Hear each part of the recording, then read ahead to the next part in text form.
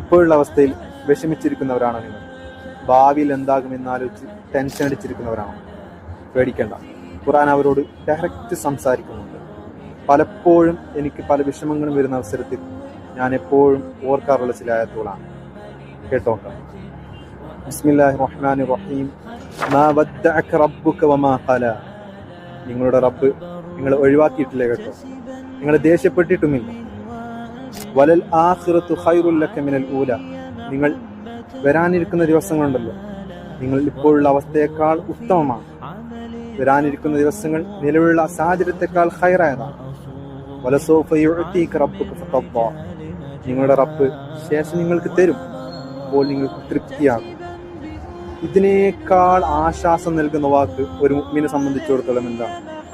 നബി സല്ലല്ലാഹു അലൈഹി വസല്ലമ വഹിയിറങ്ങാതെ വിഷമിച്ചിരിക്കുന്ന അവസരത്തിൽ അല്ലാഹു സുബ്ഹാനഹു വ തആല ആശ്വാസത്തിന്റെ വാക്കുകളായി ഇറക്കിയ ആയത്തുകളാണ്, ദുഹാ സൂറത്തിലെ ആയത്തുകളാണ്.